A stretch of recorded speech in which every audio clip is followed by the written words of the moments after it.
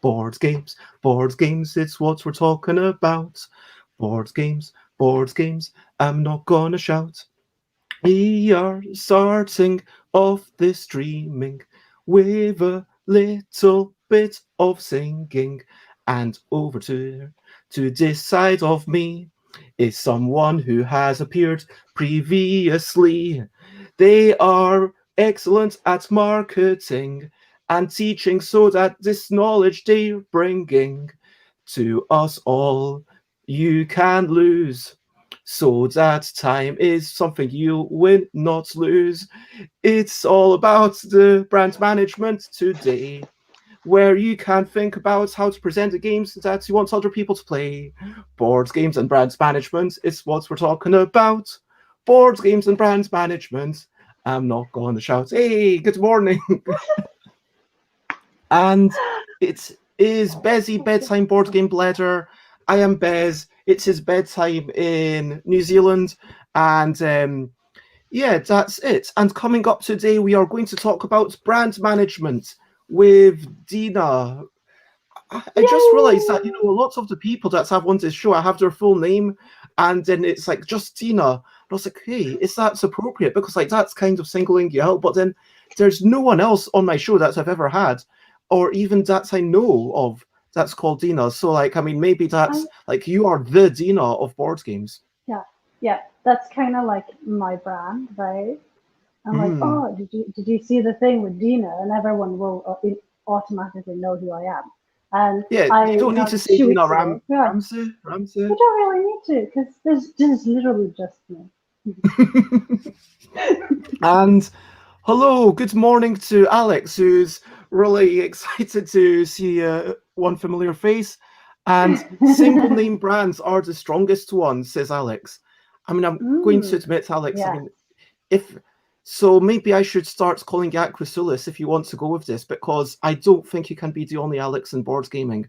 I think that's a lot to ask. Alex is Although, a very popular name too. hmm, I But mean, I like the whole branding, with a single name is as a female identifying person trying to claim in the board gaming space, which is a very very male dominated. The branding myself with my first name is kind of me also fighting against the stereotypes, because in the board gaming industry, males usually tend to get the single name branding, but here I am trying to do the same thing, and I'm showing people that this is I mean, actually, having said it that, I mean, works. no one would say Eric without having, a surname behind it. No one knows whether it's Eric Summerer or Eric Lang or Eric Martin. I mean, these are all equally, I mean, I'm going to say they are all equally well-known Erics for different reasons. Yeah. Whether it's the So board game obviously news or... context, yeah. So context, you would understand, or hopefully understand, which Eric it is. I mean, of course, board gaming isn't quite as massively popular as pop stars, but quick hello to Dutch Yoda. It is lovely to see you there. And also, it is lovely to see you, Nicholas. Lovely to see you. And yeah, thank you everyone for joining us for this excellent topic. And yeah, is there anything that you would like to say about your one name self? No, I know I have a rather unique name. Even in Norway, like I never met a single person in real life. I've never met a single person with my own name. And I've traveled 10 different countries, so you would assume that I would have met someone, but I haven't yet. So I figured, branding myself with this would be rather accurate. It would make it easy for people to find me. So hopefully you know Dina. If you don't, like, Dina has been on this show many times before to talk about different styles of marketing. We talked about like what marketing is. We talked about Instagram. We talked about all sorts of things. And before we leave the topic, the side topic of unnamed brands, I'm going to say that I was talking about this with Ellie Dix on Monday, I believe. And then Ellie was talking about like reaching families and Googling things to make sure, see how high you turn up on the Google ranks. And if you look up Bez, I'm nowhere to be seen because, it's just about that Bez from the Happy Mondays because, that's the way that it is. But if you type in Bez and games, then I am like, the entirety of page 1. So that's good. I'm happy with that. But then on page 2, there was another Bez that I discovered. So there's this other Bez called, and they've got a website called Bez Makes Games. And they've only made one game so far, and they apparently have no plans to make another game. So it's more aspirational. But I found them on Twitter, and then I actually said, hey, this is this other Bez that I've discovered. And then I gave them a shout out, which they liked. And then I actually reached out to them. I messaged them and said, hey, I know absolutely nothing about you other than what's on your website and this thing for this video game. But apparently they've made at least one game for some sort of PlayStation. It's not like a proper big budget AAA title, but some sort of, it looks like the kind of game that you might get on your phone. I think it's PlayStation Vita, something like that. But anyway, I thought I'd like invite them onto the show to talk someday, but they've not responded. So other Bez, But conversely, Bez Ely, we're still friends. There's another Bez called Bez Ely, who's a comedian. We're friends. Bez Ely has helped me. But, if they get into board games, then there might be some, stiff competition. And then we will have to struggle for page 1 of Google when you type in Bez and games. But so there'll be like a trio of Bez. So you could do Bez and then 3 for your show. Like if you manage to gather all of them. Okay, let's. I'm going to save Alex's question for the next section. Well, the next section. But let's start off with brilliant things. Brilliant things. What's the little thing which is brilliant?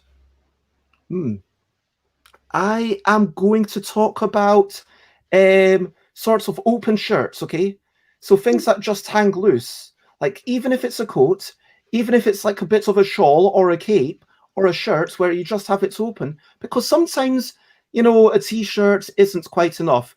Like sometimes the vest, because this is admittedly a vest, it's nowhere near enough. It's a bit chilly. But sometimes you don't want to wear a shirt and tie it up and have that. And so, it's both style and utilitarian. It's kind of allowing some cold air in, but not too much. Keeping some heat in, but not too much. And so kind of open shirts that you can button up, but you don't have to. That's what I'm going to say is a brilliant thing.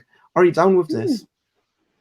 I like layering, but I don't like open flappy layers that can move on their own. So if I were to do an open shirt, I would have a belt that would kind of keep it to my body. So you would have kind of done something round like this, maybe kind of something round here. Yeah. Yeah, I can understand that. And speaking of this, have you heard I've heard a discussion by Ian Zhang about like bow ties, how when you're a teacher, if you're looking at your students' stuff, if you've got a tie, that's going to dip into your students' work. So don't do that. Like bow ties, just much more practical if you are inclined to wear things around your neck. And, the same could be said of really dangly necklaces. If it's a bit more closed, if it's more like a choker rather than a big dangly necklace, like same with these flappy things. But we're not here to talk about why it's rubbish. We're here to talk about why it's good. I mean, hopefully someone else in the comments has something nicer to say about chairs. I mean, and if you have like a really plain long dress, for example, that it doesn't have any decorations, having like a really long sort of necklace or even a half-open shawl can be really nice. And hello, Christina Lauro Pollock. Lovely to see you. And I hope that you're having a good morning, afternoon, whatever you're up to. Now, well, they have full-on Christmas over there. I mean, I saw a picture that she posted on, I think it was Instagram, do you know where Christina's from? Facebook? Yeah. Like, I mean, we don't want to be doxing anyone, don't want to be sharing too much private info, but If She's it, like the woman of the year. Like I think it was oh last year wow. she got the woman of the year from like in within board game or in gaming industry. So she's Well, pretty well congratulations, Christina. It is an honor to have you with us. And deserved. let's talk now, where I invite everyone to share things that they've enjoyed, things that they consider a small achievement, and a highlight that they've had recently. So let's talk about recent highlights, living life and seeing the sights, recent highlights, playing games and other delights, recent highlights. I've got a couple of games to talk about and a couple of interactions. Um, I would like to start off by saying that every Wednesday, Chris comes over to help me with work. We did a bit of marketing stuff. We set up all the streams for the next week, and Chris made a nice overlay. So, for those who don't know, next Tuesday is going to be my 200th episode, which I'm really excited about. And starting then, we decided to step up the game and made the graphics a little bit nicer for the thumbnails, just to have a little bit of branding, which and then I've decided that every 100 episodes, I'll kind of reimagine it. And so I don't want to change it too often, but every 100 episodes seems like an appropriate time to reimagine it, which is like a lot of episodes, but that's still only like 3 months and a few days at the rate that I'm putting them out. So now it's got like a bit from the Wibble plus plus card, sorry, the L deck cards, I should say, around the edge. Because there are 4 Bs in the L deck, and there's 4 Bs in the name, Bezzy Breakfast Boards, or Bezzy Bedtime Boards Game Bledder, I should say. Sorry about but the name of the show will be changing next week. I still don't know what it is, and I'm probably going to do a live Twitter poll. And for that special episode, I'm just going to keep going as long as I can. And everyone who's already been on is very welcome to come on for as long as they can or as short as they can, even if it's just popping in for 5 minutes. And so, yeah, that was a highlight. Seeing Chris, having a chat. And we did play a couple of games, which I will get into in a minute, but maybe I should not be talking so much. Let me say, oh, hello, Eric, lovely to see you. And Christina says they have just been shortlisted so far. Shall see how the awards go at the end of the month. Fingers crossed. I And mean, so, what are some of your recent highlights, Dina, and everyone else? right. So I recently moved, hence the change of background. As you can see, these are all my books, just sort of stacked against the wall until I get the bookshelf in. So I think my highlight is just being able to settle in and taking the time to have my kid here and get used to the new space, which has been really nice. We have a great view to the fire station, which she loves. So it's been a lot of fun for us. Like we've been playing and baking and doing all sorts of things, and a lot of board games. Like my place is full of games right now that he wants to try, and we've been like working in more and more rules so that we're playing more like proper than simplified versions. Because now he's getting closer to being 4, so he's starting to get games better. Oh, that sounds lovely. And I know your wee one is really into trains, and it sounds like they're also really into automobiles and just big cars and lorries, I'm guessing. Yeah, anything that goes, like helicopters. Water wheels? Yeah, as I said, there are trains everywhere around me. This is our recent acquisition. This is the Finnish version. We found it at the thrift store, and the English title is like Engine Number 9.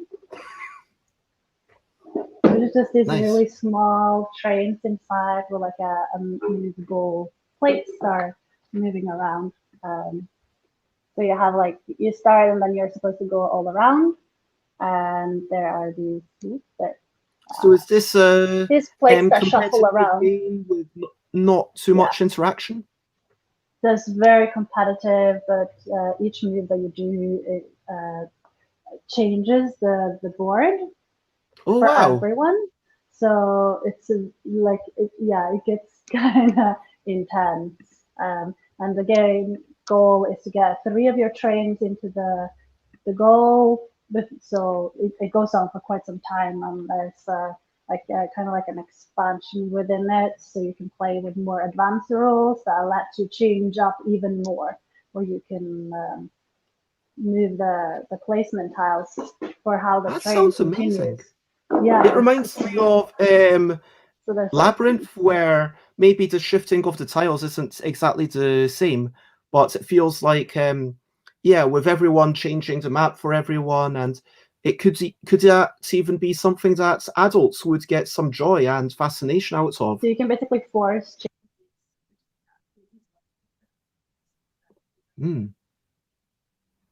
Hmm. Sorry, did we lose your audio?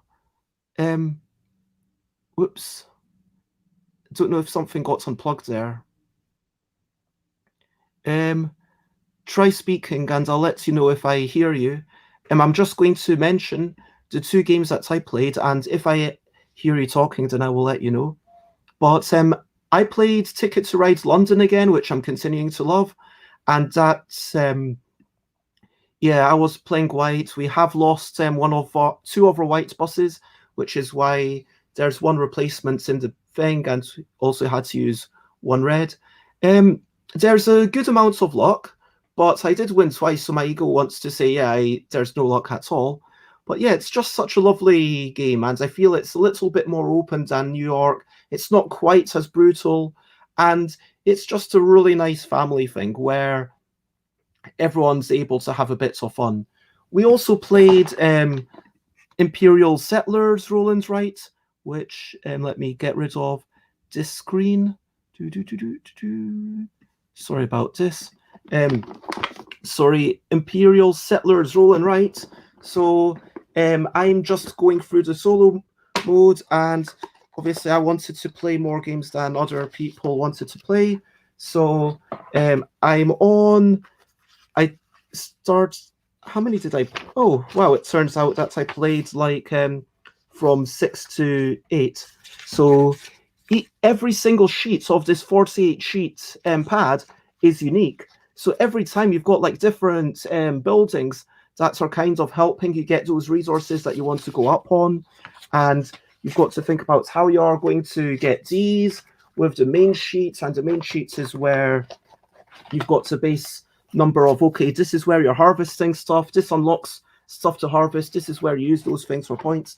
And having played it now 8 times solo, I'm continuing to enjoy it. It's starting to become like, I feel like it's definitely unique, and I have a lot of appreciation and love for what Ignacy Trzewiczek did. And having like a book of 48 sheets where every single sheet is different, that is like pretty darn awesome. So can you try to make noise again? I've still not heard anything from you, Dina, which is quite problematic. I mean, if, since that we're trying to have some sort of conversation. How about now? Yes, I can hear you. Boom. Yes. Phew. I was genuinely starting to get worried. I was like, okay, well, what can we do? It's not like you can just type up stuff and then that's not losing the audio immediately. Oh my gosh. Phew.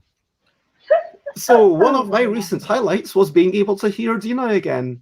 And after that, those tech issues. So everyone else in the comments, let us know what are your recent highlights. Do you have anything else to add, Dina? Games. I have time to read books, which have been really nice now that I'm laid off from my work.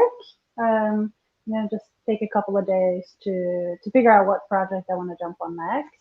And in the meantime, I'm just cozying up here with my blankets and books. And yeah, Alex says, yeah, especially considering how much communication is required for branding.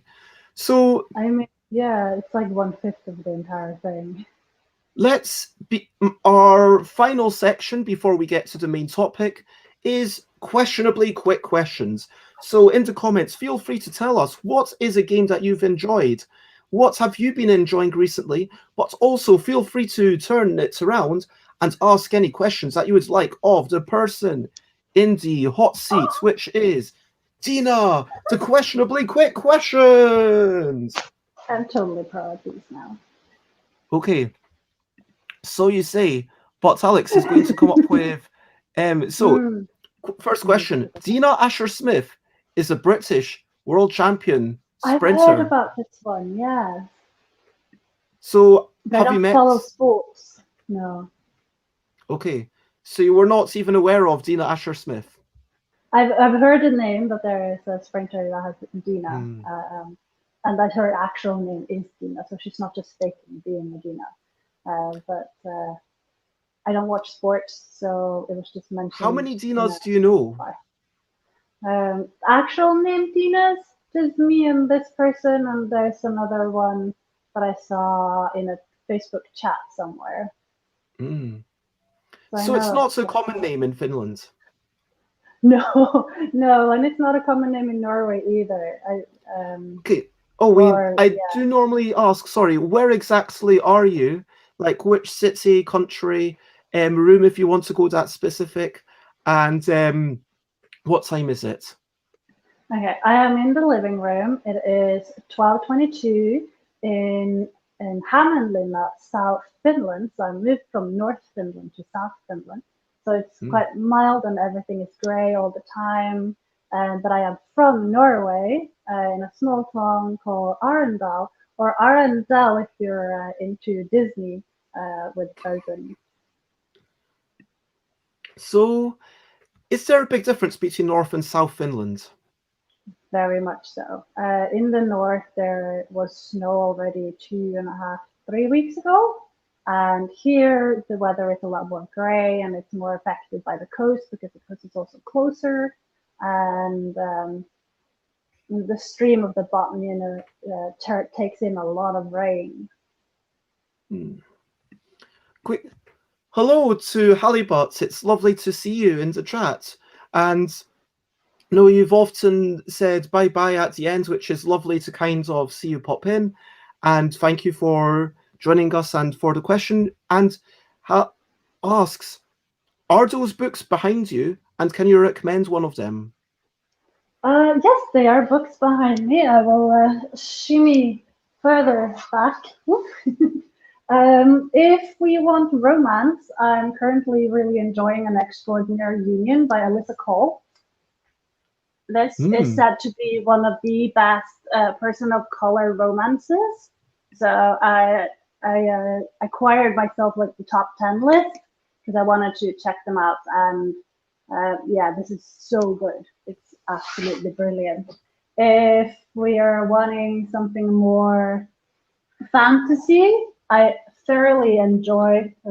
Okay, from the top of the stack, I can only find two of them. But anything from there. Scott Lynch has the Gentleman Bastards. These are great for like resource material in terms of Dungeons and Dragons or just like really epic fantasy with that little touch of coming of age story in it. And it's just brilliant. I actually made a role playing world for these Gentleman Bastards that I ran for a year and a half with my Pathfinder first edition when I was playtesting it when Pathfinder was still in the playtesting stages. Wow. Um, and we had so much fun. And as far as I'm aware, nobody else has done it. So if anyone wants to run Gentleman Bastard, I have like source material for like, yeah, 10 years worth of Dungeons and Dragons weekly. Nice. um, Others in terms of maybe crossover, one of my big favorites of authors is Simon R. Green. He has this Night Side of London series that are almost standalone fantasy crossover that kind of touches a little bit on punk. It has a tiny hinge of a manor punk going on there, Hmm. which I'm thoroughly enjoying. It has powerful female characters, gods who are shitty as fudge, and just the style of the writing here is really nice. I mean, some of them says that this is kind of like the crossover between like Twilight Zone and X Files, and I would actually agree with that. Like, this is so cool, and I have like half of them signed, so I'm like Wow. obviously excited. And there's a bit of excitement and love for the fact that you've made an RPG. Well, Yeah, to make an talking RPG about from the me books making online. RPGs, I should also mention, let's see, my biggest project in terms of RPG is this one, In the Name of the Wind by Patrick Rothfuss. When he started this book, I got excited about the world, and I made a Dungeons and Dragons adaptation for it, and later decided that it wasn't really good enough in terms of the magic that is inside the world. And now I'm waiting for the third book coming out to explain more about the world and get more source material. And I kind of ended up using a D6 system for it instead. So I've been tinkering with the world and the world build in terms of making it into adapting it to an RPG for like the past 15 years. I ended up doing for the Dungeons and Dragons, making like 200 pages together with 4 other people that I found on a forum like 17 years ago. That was my first role playing project. Never published it. I think it just kind of died away because Ooh. everyone was excited about the second book coming out, and we worked on it like for 3 years consistently. I mean, Um, it's clear how much but yeah, love you have for narratives and stories and everything. mm, And yeah. And I also got the permission from Patrick Rothfuss himself to make it and publish it when it was ready. And he was really keen to see someone make a role playing game out of his books and story, as that people really loved it. And this was just when the first book came out that we kind of had something ready, but we wanted something that would be true enough to our idea of so what you're he's hoping trying to that you'll be tell. able to finish it after the third book comes up, going back to Patrick and. Well, I doubt I'll ever be able to get it pure enough. And I kind of heard somewhere in the loop that they're kind of trying to make their own. There's rumors that this is going to become a TV series, and there's someone saying this is going to be an RPG for a video game. And if that happens, I'm not sure I want to touch it in terms of a role playing game and then try to publish anything because at that point it's a little bit too mainstream for my taste. Interesting. But I want to, yeah, do my own game first, the Love in Kalewala that I've been working on, get that out. And if that works, maybe I'll revisit some of the material that I made for this world and also the Scotland Gentleman Bastard and see if I can acquire permission from Scotland as well to share with everyone the stuff that I got. Yeah, I think you're, as far as I know, you're the first person. I'm trying to think if there's anyone else who's even started working with an IP, because Yeah. obviously there's a lot of people that I never speak to just because they're in the USA, but that seems like another topic all of itself that hope maybe for a group discussion down the line if we could get something. Mm, But if you've got any more questions, I know that there's a few more from people that have been asked. If you've got any more questions, be sure to get them in now within the next minute, and then I'll answer the questions that have already been asked and then get to the main topic. So let's mm, go back to Finland. And yeah. Nicholas says, do you speak Finnish? Because Nicholas loves Finnish, so always wants to know about people's experience with that language. No, I don't speak much Finnish. I can name just about any vehicle that my kid is really interested in because, a 3.5-year-old, that's kind of needed to get his attention sometimes when trucks are moving and he would want to watch that. And I know like super basic thank yous and no thanks. Um, but no, I've had a really hard time learning Finnish because I am hearing impaired. I can't quite, like, my brain can't quite make out what the sounds that the Finnish people are making in terms of being able to replicate said sound. That has not Mm. worked for me. So I've been primarily using English and also some of the Swedish that I already know because obviously Swedish is an official second language of Finland. It doesn't, I haven't really helped me much so far, but occasionally they will know some of the words that I'm trying to communicate in the cases where they don't understand any English. And our final question is, if you could step into any one painting and explore its world for a day, what would you choose? Which painting? I think it would be so. One of my favorite artists is Kaisa Tuulenkari. She's a Finnish artist. She's done some of the props, and I've been really lucky to work with her for a couple of things. She made me a painting on from one of her sketches that she's made of this beautiful figure standing in the midst of a storm on top of a mountain.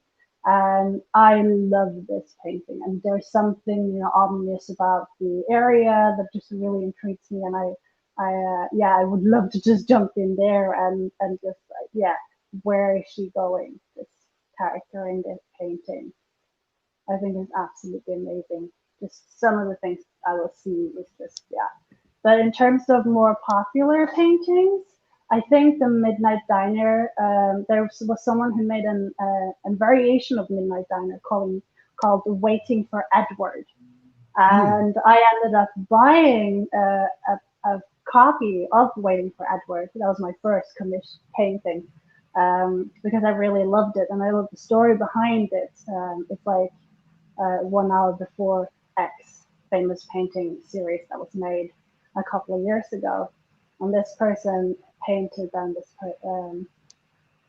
woman who's inside the diner in the popular image, standing outside in the light, and the lighting is so marvelous. It's like you instantly have a feel for what is going to happen, and it's just has this almost epic vibe to it that I'm just so in love with. And yeah, those are like my two most famous, like yeah, my favorite paintings of the world. I was pondering this myself, and so this is from Wikipedia, so thank you people who puts up things royalty free. So this is the Singing Butler, which I don't know if it's like that's exciting world, but it's just like, I mean, it's just beautiful lighting. And what's going on here? Like, I just want to know. I mean, are these, Yeah. I mean, like, it just looks very ineffectual, frankly. Like, the way that everyone's holding these umbrellas. I just want to know what's going on here. And why are, like the umbrella that the butler's holding, I mean, the angle that that's coming at suggests that the angle that the figure on our left is holding the umbrella is completely ineffectual. One or the other is completely wrong. I'm just wanting to know, like, is this just like some sort of lighting? Is there even any raid? I'd just like to know, and so I would like to explore that. So I also kind of thought, if I could, maybe go completely wild and go almost like, I think this could be the path to Nirvana, like go through Kandinsky, just like transport myself so I'm not even in a humanoid place anymore, just like we are all abstract colors and shapes, and just blow my mind for a day. I mean, I might come back a gibbering wreck because I've been like this bit of a line. I don't know even how that would work. Like maybe like some of the lines or circles are quite aggressive, but to go into an abstract, energetic painting like that and see how that feels, I think that would really change your outlook on life. I mean, what would that be like? I mean, to be a line. But Poetic. anyway, thank you everyone for the excellent questions. And as we move forward, feel free to comment, ask questions, fun like follow, but please make it a bit more on topic from now on. I'm not going to say we'll never have a tangent, but we're going to from now on, be talking about, oh my gosh, I just realized that I need to improve my banners. Sorry about this. Now we are going to be talking about brand management with Dina. And I do want to remind people that Best and Friends Game Day will return on January the 9th. There's Eric Slauson and Alan, Paul, and a couple of other people that I'm chatting to. And yeah, so join that Discord. So let's talk about brand management. I mean, what is it?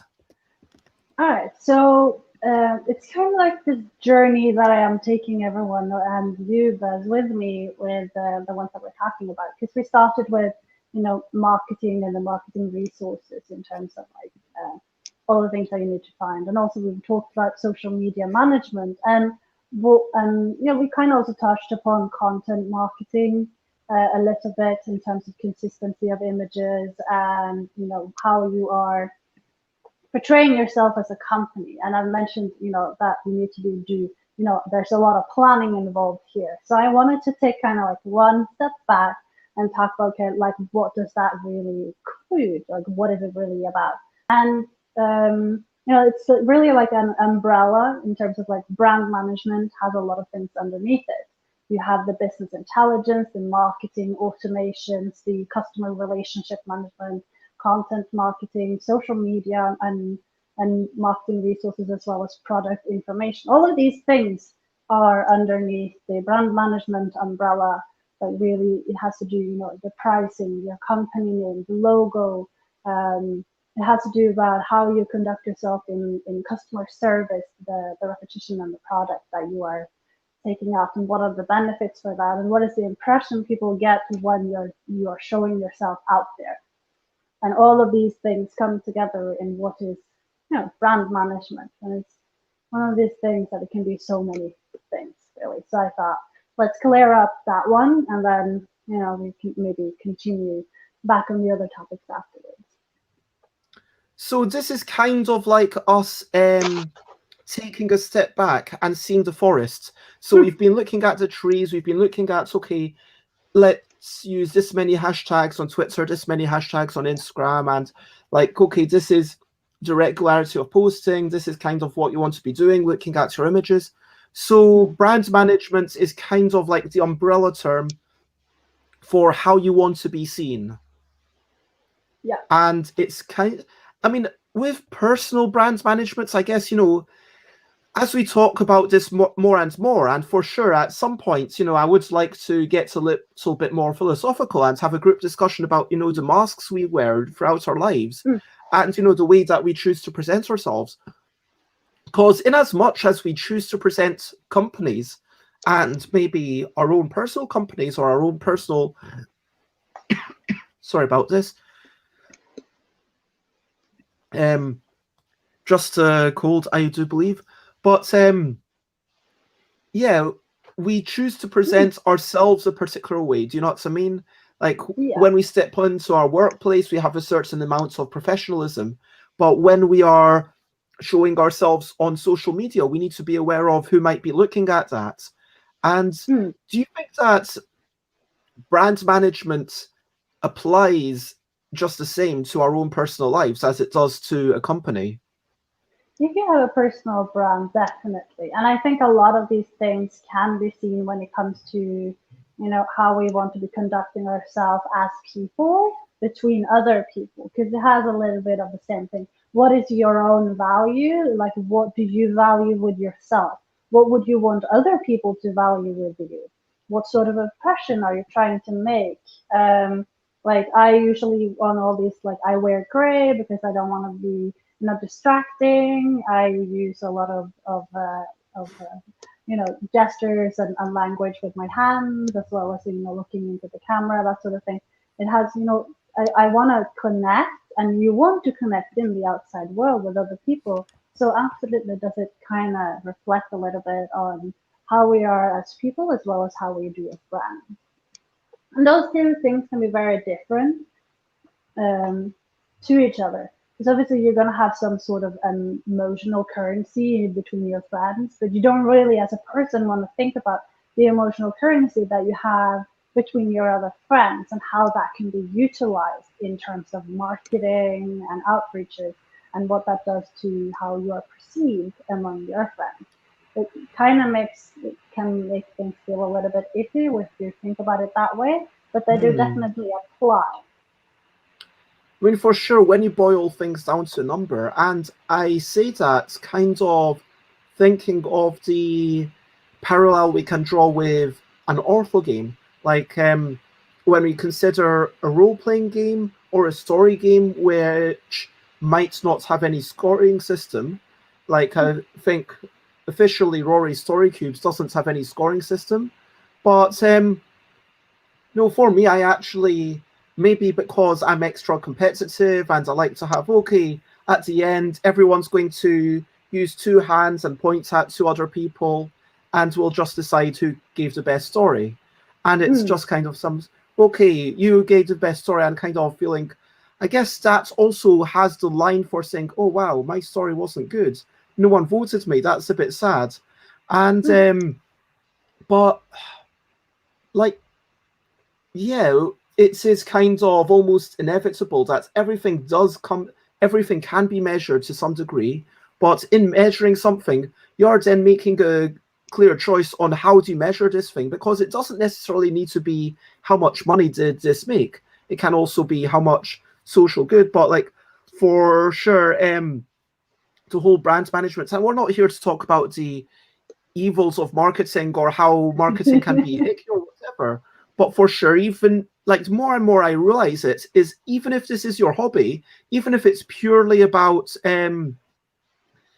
yeah, just wanting as many people as possible to benefit from your thing, then you need to get it out there. mm, Then is there any other, and I guess the other thing is that with brand management, you set clear expectations.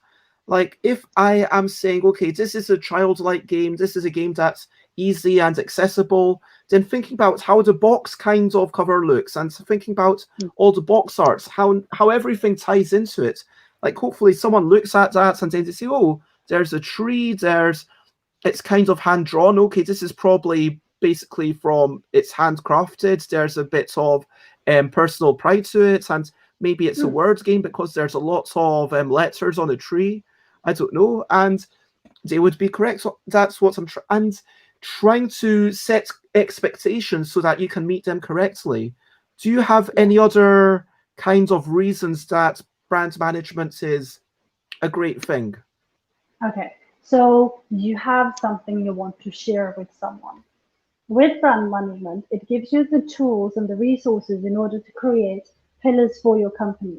Everything you do should answer to one of the pillars. If it doesn't answer to one of the pillars that you created during the whole brand management system, you shouldn't probably do it. It would probably also be either a bad idea or a waste of time, or it could be something that doesn't fit and it could harm you in the process. So ensure Hmm. that whatever you do in terms of all the outreaches and the marketing and the customer relations and everything, like even down to the products that you are delivering or working on trying to deliver, ensure that they are answering to the pillars of your brand. What is it about? What do you want to achieve with it?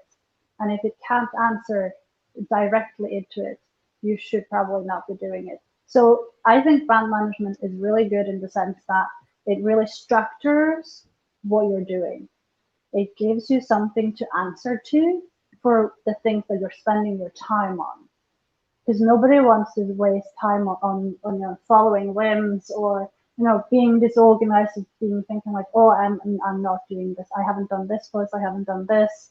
And with brand management, it will give you set expectations from the brand and what you need to be doing, so it's easier for you to plan ahead and be there before so things doesn't slip in between the fingers, and obviously being able to plan is going to help you do things better.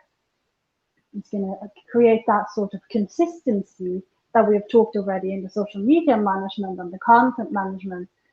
It's going to give you that consistency that they are requiring in order for you to really boost up that thing that you're trying to get other people. That makes a lot of sense. Now, you had a couple of graphics that you wanted to share with us, and maybe it makes sense at this point to show them. Yeah, you can make So, it can you big. talk us um, through, yeah, what this is? All right, so this is the brand management wheel. It has all the little things that you should think about in terms of what is brand management. It is to define your personality. Really think about how do you want to be perceived by others. Are you wanting to do the whole, emotional journey, especially for like Kickstarters? It is obviously an emotional. You can play on that. It is to really write down what are the things that you want to be in terms of impression. Then you have brand communication. What channels are you going to use? How are you going to use them? And what words are important for you to get through in terms of communicating with other people. Word choices, and also down to, are you going to go for English or British English when it comes to written, because obviously not everyone are English primary speakers. So that is kind of, you want to have that kind of consistency. What is the intro that you're going to use? Are there brand terms that you want to do? Like, I know for like King Games, they do have a Candy Crushing Day, that's kind of like their catchphrase. This is something that you would define during the brand communication. In terms of the brand loyalty of your existing customers, if you already have a brand there and then you're sitting down to start thinking about brand management, is to really look at how have you done things until now, what worked for you, how are the already existing customers perceiving you, and then write down some topics and look at the data that you've been able to gather, if you have gathered data at all, or start trying to gather some data on your existing customers. Send them, for example, a questionnaire to really define the brand loyalty. Like, do they actually like you? Do they follow because you're just curious? If these things will help you. In terms of the characteristics across all verticals, it's obviously what are the colors that you're using in your social media and your logo, ensuring that there's a consistency from the logo to the products to the social media presence. The who are you should be one united front to everyone to see. And in terms of positioning yourself, what is the main goal? If you could do anything with this brand, what would it be? Are you going to take on e.g-games, or are you trying to become the next Netflix of X? Really think about who are your competitors, what is the competitor market like, look at what are the hashtags that they're using, and what are your goals? Like, are you aiming at becoming big? If then, you plan for that, make sure people know that this is what you're trying to achieve. You want to know who are your main competitors and how you can position yourself to be perceived as one of them. And it sounds Small like this is ingredients, something that's going to apply whether you're a publisher or yeah. a designer or a freelance person. And Yeah. I guess there's some honesty in each of these things, because when you position yourself, it's unlikely, let's be honest, that someone who is trying to be the next. I mean, how many people are trying to make the next Asmodee? I mean, and because that's like, but maybe are trying to become the next Alicat Games or the next Inside the Box, or they're trying to build up to a place with a few employees, or maybe are trying to actually make money and be the next Matthew Dunstan, but you want to get and I mean, to some Or degree, like in the case like you were mentioning earlier, Baz makes games, implies that they are going to make more games, but they haven't really gotten there. Could be a sign of not really having done the planning required work, and positioned them higher up than where they should have been. I mean, let's be honest. I mean, in that example of Bez, I think it was just an idle thing that they really wanted to just make sure that they'd made one game, and not everyone has the time or wants to do the work, and that's totally fair. Like, if you just want to make if all you want to do is to make a game and have it be in one shop, frankly, you don't even need to do any of this. Just make the game, and it's not that hard to kind of find a shop who'll buy at least one copy of your game. If that's like the entirety of your goal, and then you're like, okay, at least one person's bought it, but then of course, if you're not willing to lose a lot of money, then you'll probably have to print at least 500 copies, in which case you do need to kind of print a bunch more things. Let's talk about characteristics across all verticals. What does verticals mean exactly? Can you clarify that word? Yeah, so that's kind of what we've been talking about previously in terms of marketing, resourcing, and content, and also customer relations and the social media. these are your verticals, you know, the outreach that you're doing. So it's like a vertical is like every single different thing that you're doing, essentially. So I, yeah, so I'm just quite a bit I really flummoxed. worked trying to find one that would be as easy to follow as possible, and this No, is no, like no. sure, yeah. Appreciate that. Oh, speaking of which, I should say, and I'm going to interrupt the flow of the conversation for just 1 minute to say it was remiss of me at the start. I didn't clearly, before the show, establish pronouns, which is something that I like to do. So I wanted to ask, like, of the regular pronouns or indeed any neo pronouns, whether it's he, she, they, ze, and which ones do you feel comfortable being used to refer to you? I would prefer she or her or they or them. And whenever people are using titles, I prefer mix because as a divorced female, I'm supposed to have this title with the RMRS, which I've never really liked that a woman is defined based on marital status. So mix is kind of the neutral version of that. So yeah, Sorry about that. So I've just kind of amended your name. I hope that's okay. yeah. And yeah, to carry on. So that's an introduction, and maybe I should go to the next slide that you sent over. Mm, this is the kind of big one. Oops, there's a big, so we can zoom out, and let me see if I can just close this. All right, so Sorry about that. that's all right. I'll just talk, yeah? Sure. Okay, so when we're talking about brand value, like what are you giving to the people? And also, brand equity comes into it. When we're talking brand equity, it is, that some people would prefer one brand over another. Um, and what we're trying to do with proper brand management planning is to affect the equity that you have so that someone is going to choose you over another game that may be similar or another brand that does the same thing. And this little puzzle piece layout here, it has to do about that. I suppose that I can upload it to my Twitter and my Instagram afterwards, just to make it easier to read because it's quite long. Um, but also, getting people to choose you over others in terms of and the brand equity you have is that people will start looking at innovation and Sorry, not I'm just, necessarily just yeah. the thing that's stumping me is it says 8 essential factors, but there's 9 puzzle pieces. I know. Yeah, maybe it's a game of which one goes up first. No.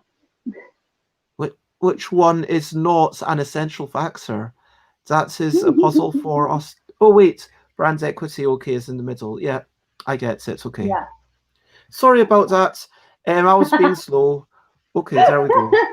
It's morning. It's okay. We know it's a bedtime blather, right? So it's all right. We're all in this together. I have only had one cup of coffee so far. So. And hello, Michael, and hello, Sate. It is lovely to see you. And Hello. congratulations on your new package. And yes, we're just talking about Nice. brand management. So Yeah, yes, it's super dry. So should I'm we? trying to keep it a little bit interesting. Hopefully I succeed in that. In terms of gaining more equity for your brand is the customer service experience. How are you conducting yourself and what are word choices and is there anything that kind of, brand image are you portraying through it? It has to do about being transparent in your values and also how you run your marketing leadership. Um, do you bash down on other content creators or do you work with persons of color, or do you only work with white people? There's been some incidents on Twitter where that has been a conversation. So obviously, this has to do about your equity that you can gain up is to do the right choices or good choices during this process. Mm. It has to do about your collaboration, both internal and external. Obviously, by choosing the right reviewers or the playthrough people, it has to do. They need to build up on your brand.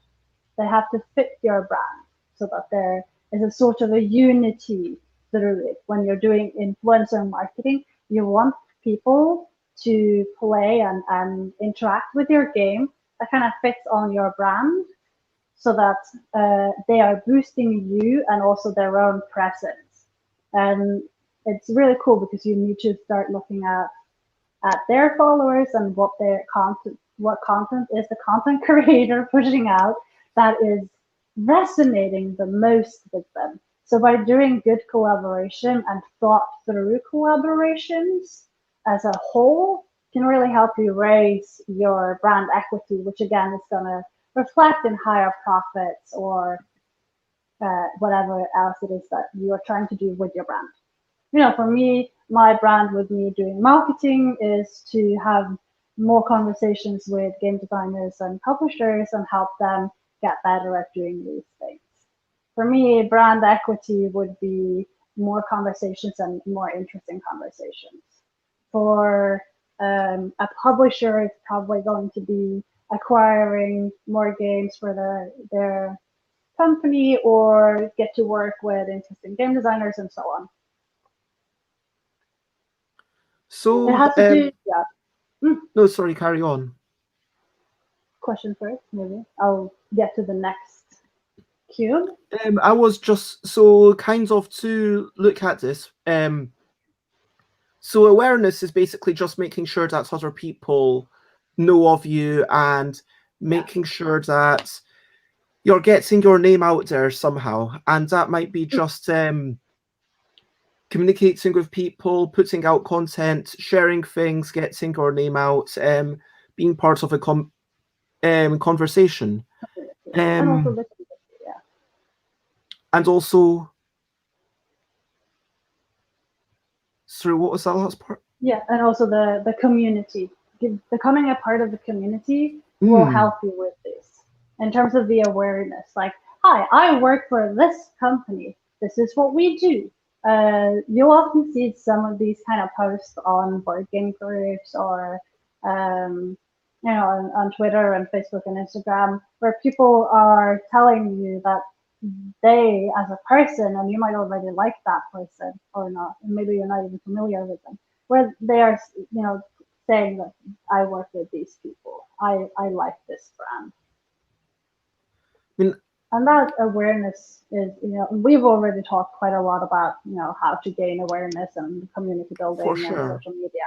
So we have And they all definitely connect. I mean, it doesn't seem to me that awareness, I mean, I can definitely see how communication, it makes more people aware of you. And for example, if you've got, it's a bit of a stretch, but I could say, okay, if more people are aware of you, maybe you want to think about how your ethical stuff is tying into that awareness. But, it's also about the reputation. It comes back to the whole point of everything's connected. And I'm not sure how much we should read into the exact placements of these puzzle pieces here. I might be reading too much into it, but I really appreciate that there is this whole ethical thing, which, it's really important to think about your impacts upon the world, and not just from a how people perceive you, but from a who do you actually want to be. Then, like, this is, I guess, the emotional capital is almost like the icky part of it, where, as you say, it is kind of, frankly, if someone's watched like hundreds of these shows, maybe they're slightly more likely to back my next Kickstarter or whatever, or tell their friends about it, which would be amazing. But yeah, it's kind of like it doesn't. Yeah, I mean it's difficult because for sure the line between transactional and not transactional is possibly like a um philosophical discussion slightly out with the scope of what we're talking about today. But again, this is like another topic that's how I'm going to write down, and hopefully we can have a group discussion about at some point because it feels like these kinds of things do need to be really examined under a microscope. Um, Obviously, a very good example of people using emotional capital is someone having a Kickstarter and then donating to a particular charity with all their, if they fund and everything above, for example, goes to a charity. That is tagging into emotional capital, and it's going to make people probably want to add in because you already in your value, you're raising your value because it has this extra emotional point to it. So by doing so, you're increasing technically your profits, but they are going to the emotional capital because you're giving it to someone else. That's one way of doing it, and that's like and the good side of the emotional capital. The other side would be, hey, I've noticed that you watched 10 of my shows. How about you support me on Patreon? Would be, maybe the not so cool way of using emotional capital in the whole brand yeah, that would be management. incredibly transactional. And Yeah. I mean, honestly, like parts of the reason that I'm not affiliates is because I kind well, yeah, parts of it is that I couldn't multi-stream on other places, but parts of it is also um I don't want to this to be like a thing that I start monetizing in and of itself. To me, like Mm, having I for sure like if people want to you know give me money or support, please do that. Like, please tell other people about it, and that's lovely. But I really don't want people to feel like, oh, I am more valuable because, like, Bez is doing this, and I'm going to pay Bez this subscription fee via Twitch every month. To me, like, there's something that's not how I want to do it. And I'm not saying having a go at people who do want to monetize things that way, because for sure, mm, people do need to make money. And if that's how you want to monetize it, then great for you. And I'm not going to lie, I have been thinking about when I go to Thailand, I might, start up a thing where I say, okay, let's do how to plays or playthroughs of particular games and do some sorts of sponsorship. But it's like a very, very vague thing. So that's just honestly, I've not got not done anything beyond just thinking about it. But it feels like, there's like because anyway, I'm not going to get into all that, but like value is all about your unique selling points. And okay, mm, this is a game that you can with one deck of cards play all these different games, and it's well curated, and there's like I know there's an annual contest and I need to get on it. And yeah, we've basically I'm going to basically end up actually, given the situation with pandemic and everything, having to say, you know what, if your game needs more than 4 people, I'm just not able to judge it fairly. It just can't be done this year. Just because I can't in good conscience ask anybody else to judge a game that requires more than 4 people. Do you know what I mean? But mm. that aside, like every year there is going to be a main new game, and it's like, okay, there's all these games that we can play with the deck, and hopefully, yeah, yeah. Um, hopefully this adds value, but collaboration. So this is yeah, just like who do you work with, making sure that the people that you help to make your stuff they are good people, and Mm. making and Also, make also sure that your team is consisting of good people. And Um, also, if you're just a one person company, making sure collaboration, I guess, is really just make sure you're making good stuff, right? yeah, but you're still going to have someone fulfilling your game, so that is a collaboration. You might have someone looking over your rule book, or maybe you're hiring someone to do the marketing outreach for you, or just the fact that you're choosing a platform in order to release it, be it Kickstarter or what was the name of the Mm. other one? Indiegogo. Yeah, Um, Indiegogo or any of those. but Like choosing the platform as well. That is a collaboration and is something that you might want to think about. And if there I is a guess that's the point. Kickstarter, And yeah, even it's another though like option. this isn't how I'm making money. Like I'm not like honestly like my self-publishing isn't even how I'm making money. But people that I choose to work with publicly, that's kind of probably reflects on me. Like if I said that I was choosing to um work with a particular publisher, then whichever publisher I work with as a freelancer, maybe I'm developing their stuff, people are Hmm. that's going to reflect on me as a designer. And Hmm. if it's a publisher that if I were to, I'm not going to name, some people know like there's been at least one person that I'm thinking of that's a terrible person and has been basically ostracized for the community with good cause because they were Hmm. actually abusive. But if I chose to work with them, everyone would justifiably think, "What on earth are you doing, Bez? I mean, you're choosing to even have this person on your show. You're giving them a platform, or okay, you've accepted to do work for this person in exchange for money. Why are you doing this?" And there's certain obviously, if someone's giving you money, let's say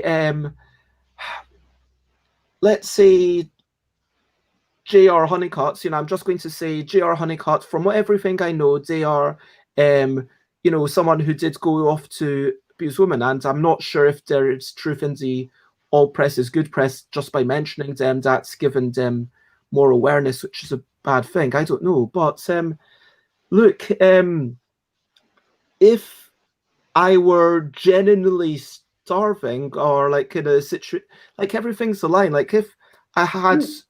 like it's like okay if someone's offering money even if your values don't align with them then maybe they still need to work but like if you are able to get by then maybe you're in a position where you're able to make that choice.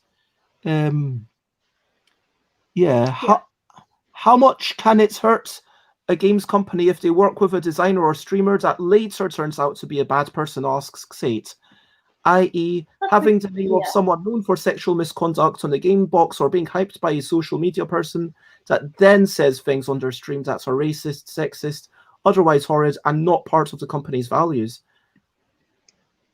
That's a good question. Obviously, we've seen during this year examples of people who've been brought out um, on social media having been bad people, where there's been, where you are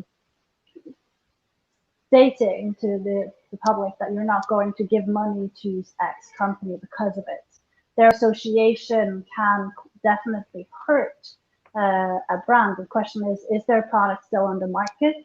Um, have the transaction already happened? How long later are we talking? And obviously, those Mm. are things that we would see. I mean, for sure, like late last year, about a year ago, there was a big deal, like where I know that Rob Davio and Gil Hova very clearly distanced themselves from this and said, hey, look, we can't be parts of this situation, or I'm not going to work with this person any longer. I think there was one game that JR was still getting royalties for, and the company said, look, we're going to um, finish this print run, we're not going to reprint it. Yeah, and hello, little person, for sure. Um, and Sate says sometimes cutting ties isn't easily done if there is a contract in place from prior to the transaction for um Yeah. but yeah, with contracts they are done when they're done. No more contracts for that person. And And obviously, there's contracts have renewal periods as well. And if hmm, you have a clause in your contract saying that if a person is breaking with the brand values, that you can dismiss them And obviously, these are things that you need to think about in terms of your contract. And I know that who's that excellent person who used to work for that Pandasaurus?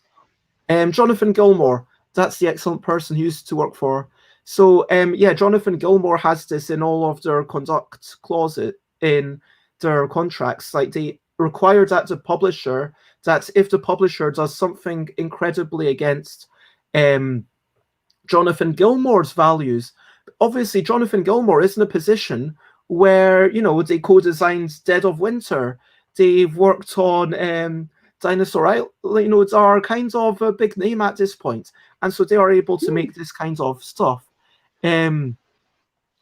But yeah, Sate mentions that sometimes that part just isn't visible to the public. So years later, someone will say, "Hey, wait a minute, that person works with that other person." But I think that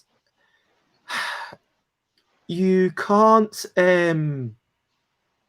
eliminate that possibility for sure, can you? It's just about reducing it. Yeah. And obviously, you can always remove content from your outreach if possible. You know, as a publisher, you would probably, you know, remove or request that they remove the video.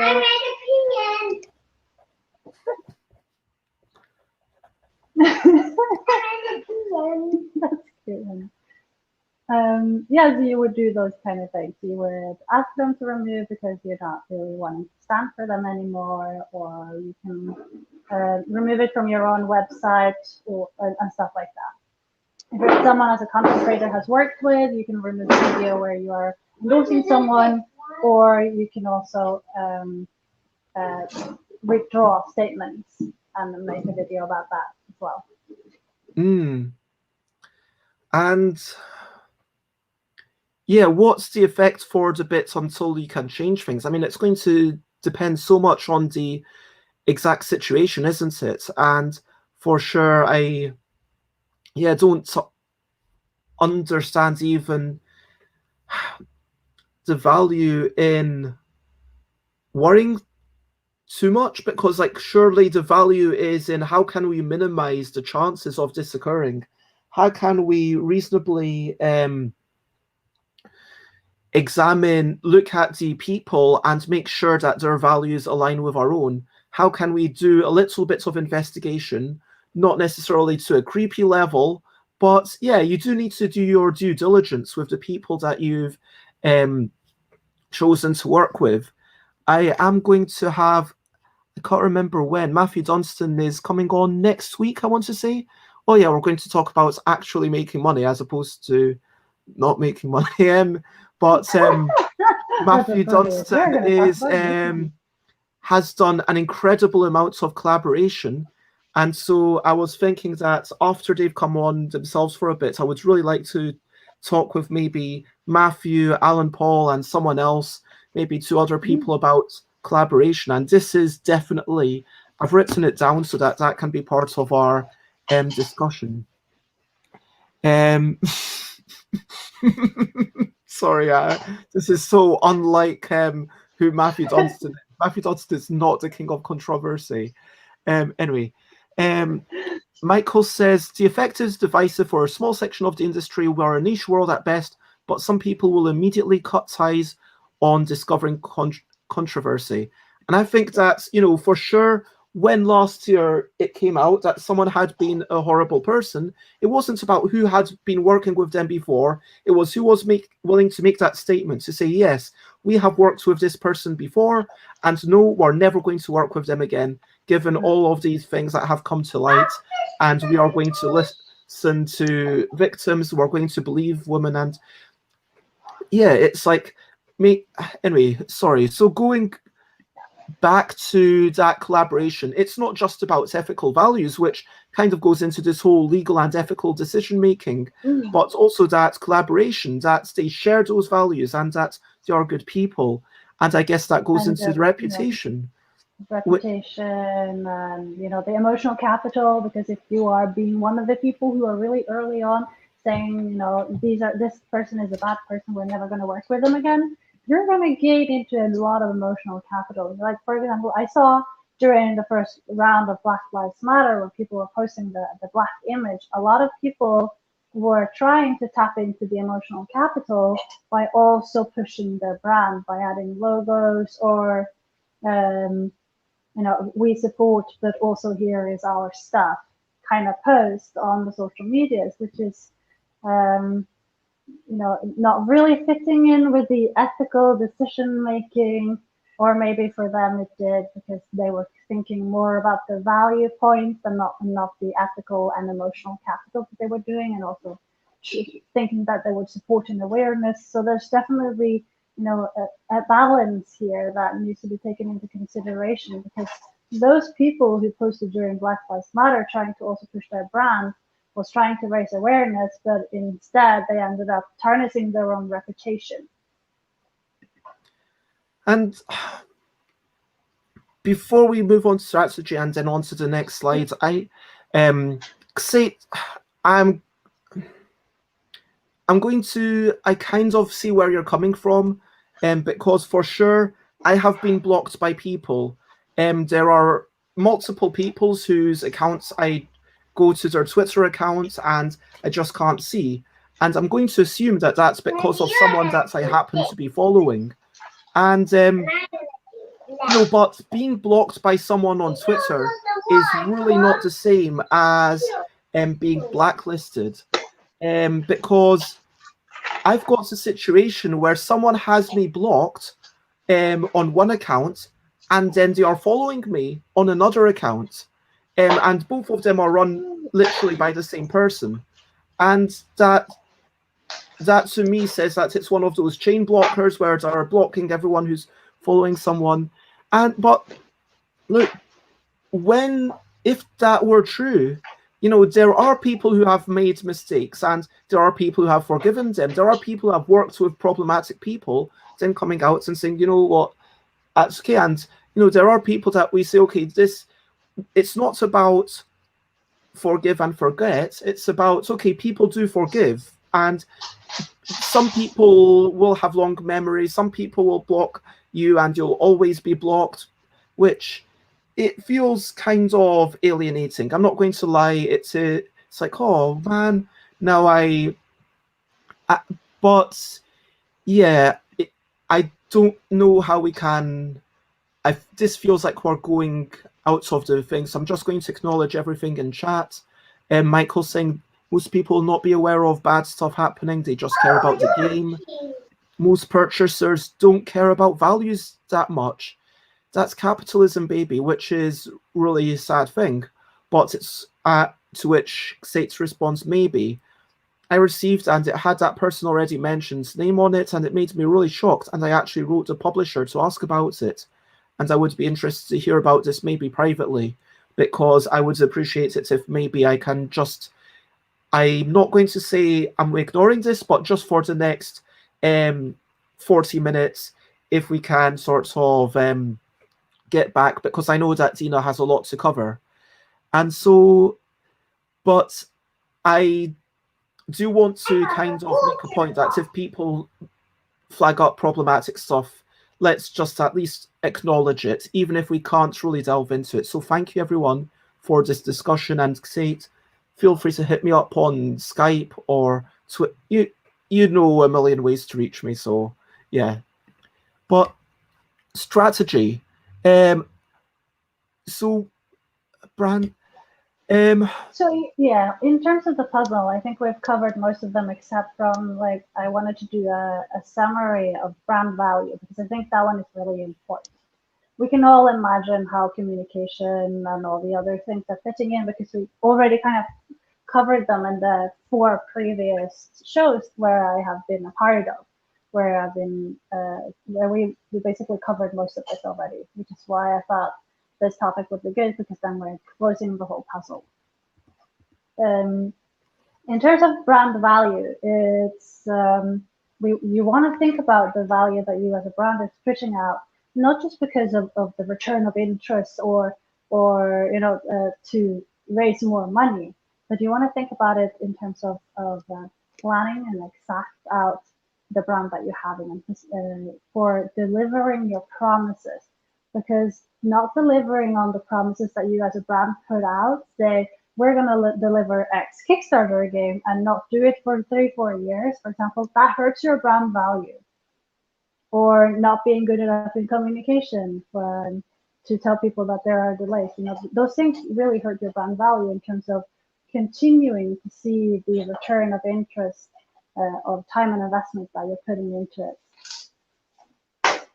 So to really maximize the value of your brand is to make sure that you're think about these puzzles and how they fit in with you and your brand, for you not just to raise your equity, but also your return of interest and getting as much funding back as possible. So this is the emotional capital. It kind of was attached to it. Maybe it's for another conversation. But the headlines were speak for themselves. Would you like to finish up in a few minutes, or? Yes, we have a kid who really wants to play Carcassonne. We have the big box out on the floor. So yeah, we should probably wrap up. Okay. Well, it seems like this is going to be part 1 of 2 of this. So this is an image that you can check out, and Dina will be able to share this on Twitter for sure after this. And if you can, and then we've got some ways to improve communication, being genuine, relevant content, social presence, customer profiles, which is like Timmy, Tammy, Johnny, Spike, our translations company, and this is all from that. So let's finish up, and yeah, thank you for sure, Dina. It has been a lovely chat, and I want to say heavier than normal. Oh, it is the way that it is, but I hope that everyone is having an excellent morning. And to recap, we talked about lots of off-topic stuff. We talked about single names branding, about your personal branding, about Dina, Bez, Madonna, Adele, Eric. Eric is rubbish because how many Erics are there? So we established that. We established that Finland, there's differences, that Bez is not always terrible at geography. At least Bez knows where Dina lives, which I didn't know yesterday for Sally Jones. So that's an improvement. We talked about, all sorts of things. Like we touched upon working with IPs. We touched upon like the transactional stuff. We touched upon like working with others that different values. And that's like a really big meaty topic.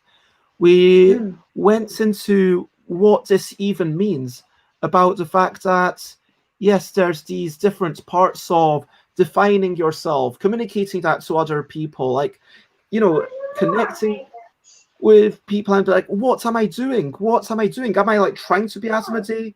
Like, let's be honest, probably not. Am I trying to be this other company? Am I trying to be like just... And if you know what you want to do, then you'll probably actually do it better. Having that community. And so there's a lot to ponder there. And so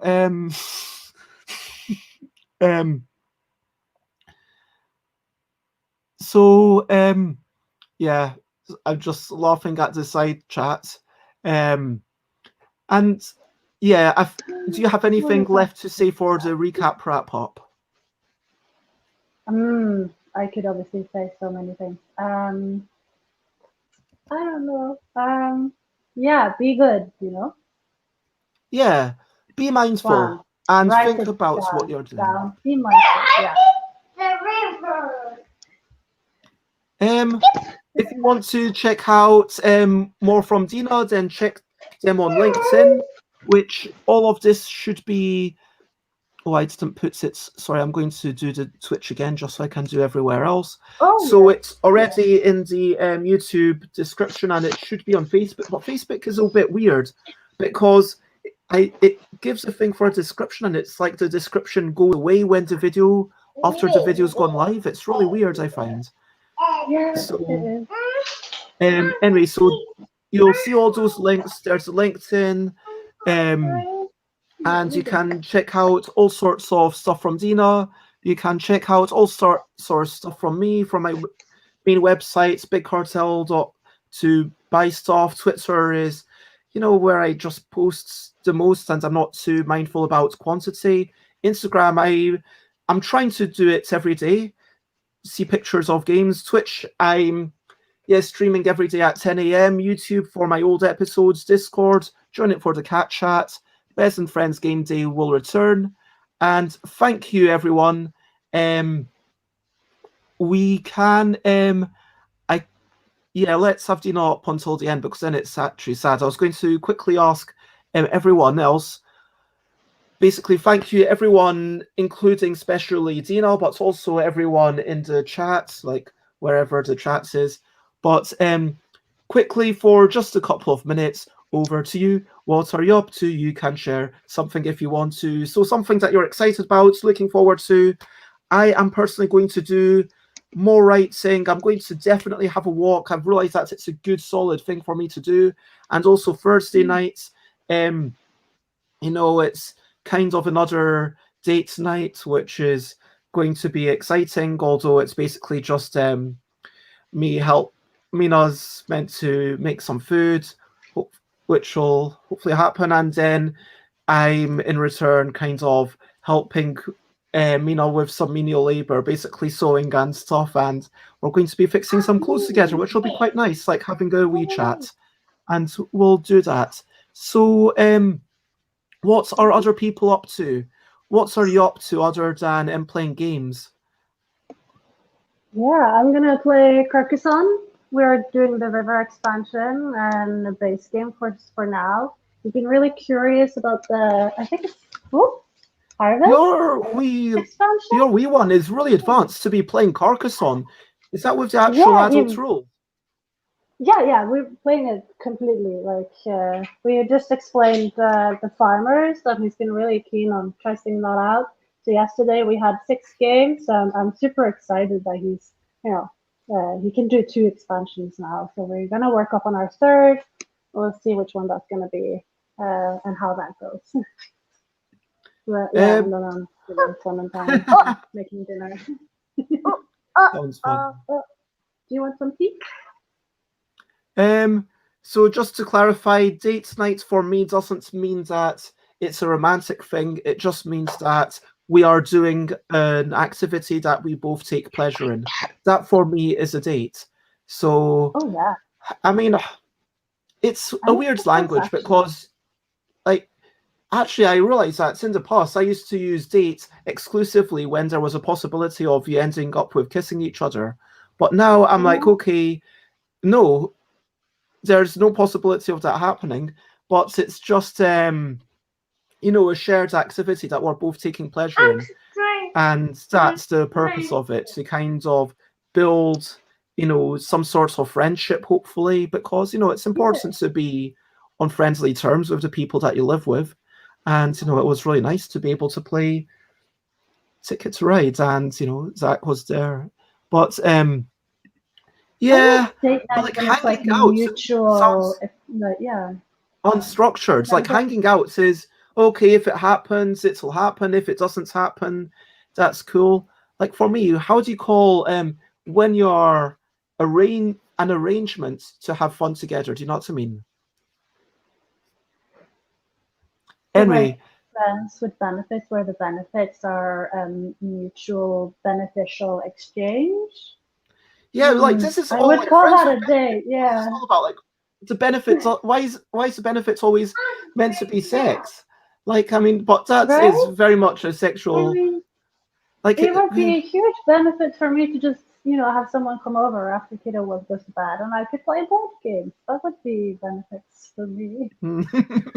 But yeah, it sounds like a date. I Like, would, so what you yeah. want is a friends with benefits, where the benefits is that maybe they have a child, and sometimes, your children have play dates together. And then they sleep over, and afterwards, the moms are sitting down and playing board games and maybe having a glass of wine or juice or a big cup of tea. You know, that So would, just to yeah. clarify, we are having dinner and a chat, and And I'm the chat. helping with some embroidery. It's not a romantic No, thing. no, no. It's yeah. Platonic date. My Can we call gosh. it a platonic date? Would that work? Um I love oh these like definitions discussions. Like, what does meeting someone mean? I love that one. That was great. yeah. I mean, yeah, I have like I mean it's weird because Nicole and Chris have date nights where you could say, well, every night for them is a date night because, sometimes they actually, I mean, I don't know if I should reveal too much, but they have a healthy, romantic life. They are a couple. They sleep together, but you know, sometimes you want to be like, okay, I'm specifically making arrangements for this night. And whether it's date night for a romantic couple to be like, okay, we're doing something specific. As I've grown, I think as I've grown older, it's more about having those specific plans. So yeah. Hmm. Yeah. Um, but yeah, I was about to say something a lot that I hadn't said before, but I stopped myself. But anyway, so no. Okay, let's just stop. Let's stop. Okay, that's it. For my next streams, look at stuffbeds.com/streams. Tomorrow I am chatting with Paul Grogan. If you want to know about rules, check out Paul Grogan, and they are one of the best people in the world at writing and editing rules and doing how to play videos. And so if you have any questions for Paul, I'm going to try and keep the questionably quick questions a little bit shorter. But for Are now, we talking about the porridge? Will there be a question about the oh, porridge? Paul has already talked about porridge. Yeah. That was on their video. And Paul did reveal that they do a really meaty porridge. I'm going to try and avoid anything that Paul's ever talks about before, Good. Yeah. except for that Just one search topic it. of rules. I must have missed that video. So bones and banners in Sweden, it's called a suhunta. Lunta. Suhunta. Yeah. Sylunta. Yeah, Paul Grogan. Ah, it's about Anyway, but shared spread the word, and I will quickly check to see if there's anyone to raid. If anyone has someone to suggest, please yeah, feel free to make a suggestion. I'm not going to definitely go with it, but who do I see? Oh, Idol Michael's just gone live. Oh, was that perfectly timed or what? Amadeus and Piano Dom. Okay, who do we do? Idol Michael. Well, that means that's the only thing left to do is to say Mikael, is to say bye, bye, bye, bye. This is a goodbye song. Bye, bye, bye, bye. Thank you for watching along. Bye, bye, bye, bye. This is the end of the show. Bye, bye, bye, bye. And now it's time to go. Bye, bye, bye, bye. This is a goodbye song. Bye, bye, bye, bye. Thank you for watching along. Bye, bye, bye, bye. This is the end of the show. Bye, bye, bye, bye. And now it's time to go.